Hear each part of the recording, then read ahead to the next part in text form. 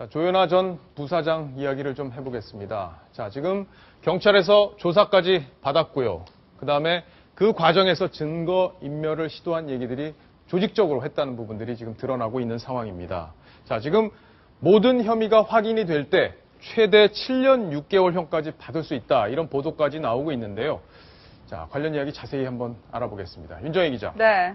지금 제일 관심 있는 부분 바로 구속영장 청구 부분인데요. 지금 어떻게 전망이 나오고 있습니까? 네, 검찰에서는 오늘 이 조현아 전 부사장을 상대로 구속영장을 청구하는 방안까지 검토하고 있다. 이렇게 밝혔습니다. 그러니까 검찰 조사를 하는 과정에서 조 전 부사장이 허위 진술을 강요를 하고 또 증거인멸을 지시한 정황이 어느 정도 포착이 됐다는 건데요. 만약에 구속영장이 청구가 될 경우 증거인멸 교사와 위력에 의한 업무방해 혐의로 청구할 가능성이 현재로서 굉장히 높은 상황입니다. 예. 자, 조금 전에 설명을 드렸듯이 4가지 혐의가 지금 적용될 수 있고 이 4가지 혐의가 모두 다 유죄로 인정이 될 경우 최대 7년 6개월의 실형을 받을 수 있다. 이런 지금 분석까지 나오고 있는데 자, 여성원 변호사님께서 좀 분석을 해주시죠.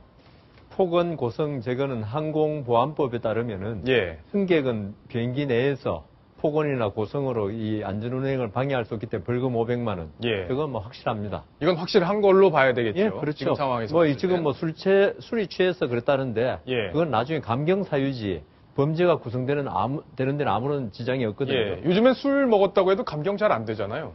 근데 만취했답니다. 예. 예. 근데 그다음 폭행죄. 예.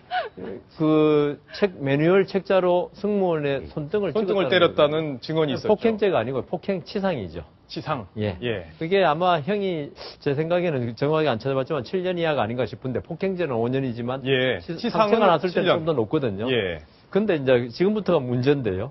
램프 리턴 지시 저게 항공보안법에 네. 항로를 변경하거나 이런 거거든요. 그런데 저거는 지금 1년 램프 리턴 지시요? 저걸 갖다가 5년 이하의 징역? 저게 램프 리턴이 뭘 지금 한 건지 모르겠는데 전 잘못 적은 것 같은데. 예. 왜냐하면 제가 알기에는 항공보안법 위반. 네. 그 항로를 변경한 거. 그건 1년 이상 10년 이하입니다. 네. 그런데 이것은 비행기가 지금 날아가고 있을 때.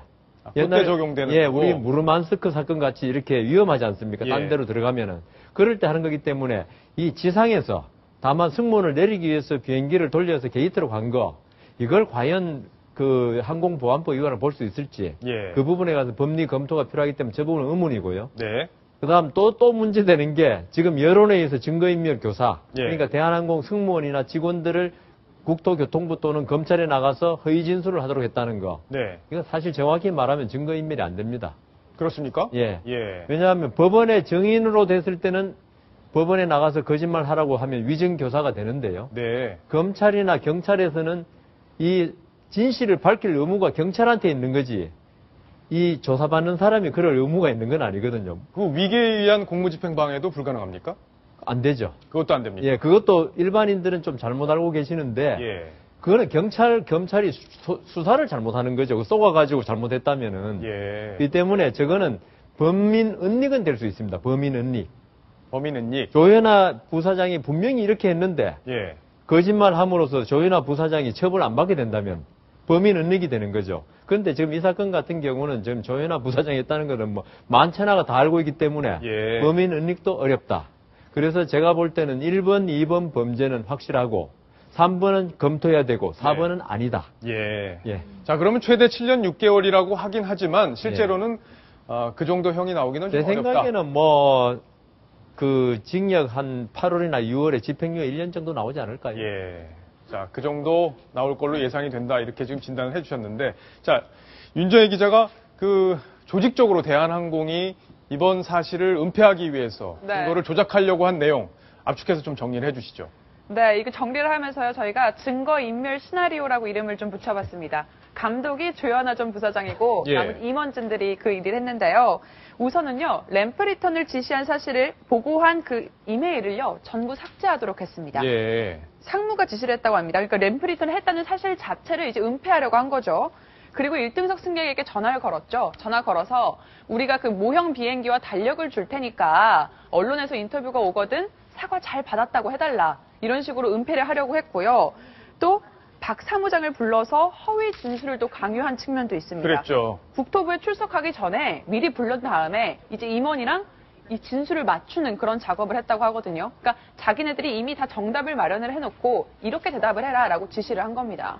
그렇다면요. 이메일 삭제 지시가 나오는데요. 예. 네. 그거는 증거인멸에 해당합니다. 아, 이건 가능한가요? 예. 왜 그럼 아까 왜 제가 차이가 있는 말씀드린 거죠? 것은 예, 예. 사람으로 하여금 검찰, 경찰을 나가서 허위 진술을 하게 만든 거. 예. 이거는 증거인멸로 보기 어렵다. 네. 그렇지만 물증이 있지 않습니까? 서류나 이런 그렇죠. 걸 없애거나 불태워 없앤다면은 예. 그건 증거인멸 은닉이죠. 아, 그거는 가능하군요. 예, 그거는 가능합니다. 예. 자, 그러면 아까 형량에서 조금 더 올라갈 수 있다고 봐야 될 텐데, 그럼 징역 8월보다 조금 더 올라갈 수 있다는 한 가능성. 1년 정도 하겠습니다. 예, 1년 정도 올라갈 수 있다. 이렇게 봐야겠네요. 자, 지금 박창진 사무장이죠. 당시 비행기에서 쫓겨난 분인데 언론과 인터뷰를 했습니다. 그래서 구체적으로 자신을 어떻게 증언을 다르게 해달라 이렇게 얘기를 했는지 증언을 했는데 그 이야기를 한번 직접 들어보시겠습니다. 회사에 먼저 나와서 회사 사람들하고 얘기를 먼저 해야 된다. 그분의 잘못을 지적할 수 없기 때문에 너가 다 또 다른 승무원들이 다 잘못한 거다라고 얘기를 하라고 해서 회사 상사가 직접 타이핑을 했고 또 그 위에 계신 객실 담당 상무가 직접 지시하는 대로 쓰게 됐습니다. 수차례 지시에 의해서 수정을 거치면서 작성을 하게 됐습니다. 조현아 부사장과 관련된 부분을 거의가 아니라 다 빼고 약 10회에서 12회 정도 작성했던 것 같습니다. 참 대한항공 열심히 노력도 했습니다. 증거를 없애고 또 조현아 전 부사장의 혐의를 줄이기 위해서 많은 노력을 한 얘기들 저렇게 지금 다 드러나고 있네요. 지금 또 시청자 질문이 하나 막 들어왔습니다. 자, 이 질문이 지금 계속 쏟아지고 있는 바로 그 질문인데 조현아 전 부사장이 수시로 1등석 이용했다고 하는데 이것도 처벌해야 되는 것 아닙니까? 자, 이게 일종의 배임 아니냐 뭐 이런 해석인 것 같은데요. 변호사님 어떻게 보시나요? 1등석 이용한 것 자체로는 아무 죄도 아니죠. 아무 죄도 공짜로 아니죠. 이용한 게 제가 그러니까 공짜로 이용했다는 게 그 지금 드러나고 질문에 있잖아요. 그 공짜가 빠져가 있었어요. 예. 공짜로 이용했다면은 대한항공이 예. 결국은 대한항공에 피해를 준 거 아닙니까? 이 1등석 자리를 제3자에게 팔아서 돈을 받을 수 있는데 예. 그걸 못 받게 하고 조현아 부사장이 이용했다면은 업무상 배임이 되죠. 자, 근데 뭐 1등석 항공료가 미국하고 한국을 왕복하는 게 한 1,300만 원 정도 된다고 그러더라고요. 편도가 아닌가요? 편도가 1,300만 원 정도 아닌가요? 편도인가요? 예. 그러면 이 항공사 규정이 있을 거 아니에요. 예. 어떤 임원들은 무료로 1등석을 이용할 수 있다. 이런 것도 있지 않나요? 그러니까 그게 이제 안에 내부 규정에 마련돼 있고 예. 그렇다면 죄가 안 되겠죠. 그렇게 될 경우는 죄가 안 된다. 그렇죠. 그거는 뭐 예. 항공사에서 그 주주들 손해에 불과한 거고요. 예. 근데 그런 규정도 없이 임의로 예. 회사가 임의로 1등석을 사용하겠다면 그런 손해가 가니까 업무상 예. 배임이고 그다음 그 증여가 되거든요. 일종의 증여. 예. 증여가 되면 증여세를 물어야 됩니다. 네. 근데 증여세를 안 물었다면 조세범 포탈죄가 되죠. 예. 대한항공에 근무하는 친구들이 좀 있어서 저 사정을 조금 알고 있는데요. 대한항공이 좋은 것 중에 하나가 본인하고 직계 가족에 대해서는 유류비 정도만 내고 항공을 이용할 수 있다.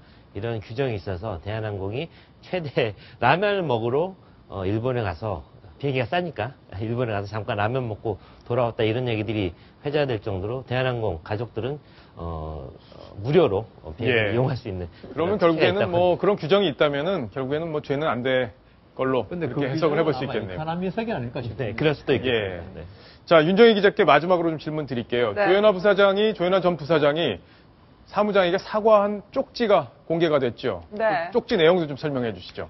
네, 박 사무장에게 직접 사과를 하겠다라면서 집을 찾아갔는데 당시 부재 중이니까 쪽지를 하나 남겼습니다. 예. 여기 사과의 글을 적었다고 하는데요. 그 쪽지가 또 공개가 됐어요. 한번 같이 보시면서 이야기를 좀 나눠드릴 텐데요. 네. 내용이 저렇습니다. 박창진 사무장님 직접 사과드리려고 했는데 못 만나고 간다 라면서 미안합니다 라고 사과의 말을 아주 짧게 적었습니다. 근데 더 문제가 되는 게요. 저 쪽지 자체가 이렇게 노트를 찢어낸 것 같은 굉장히 작은 이렇게 쪽지였어요. 예. 그래서 약간 좀 성의가 없어 보인다 이런 지적들이 계속해서 나오고 있는 상황입니다. 자, 성의 없는 쪽지. 자, 이남 팀장이 이 쪽지 어떻게 보셨어요? 정말 사과가 아닌 형식적인 거죠. 특히나 박창진 사무장이 집에도 없는데 예. 때이른 아침에 정말 상의도 하지 않고 언제 가게 통보도 없이 갑작스럽게 가서 정말 쪽지만 놓고 왔기 때문에 전혀 사과로 받아들여지지가 않습니다. 예. 자, 사과의 제일 큰 목적은 그 남에게 상대의 마음을 풀어주는 건데 그런 목적이 전혀 담기지 않은 그런 네. 사과 쪽지가 아닌가 이렇게 생각이 됩니다.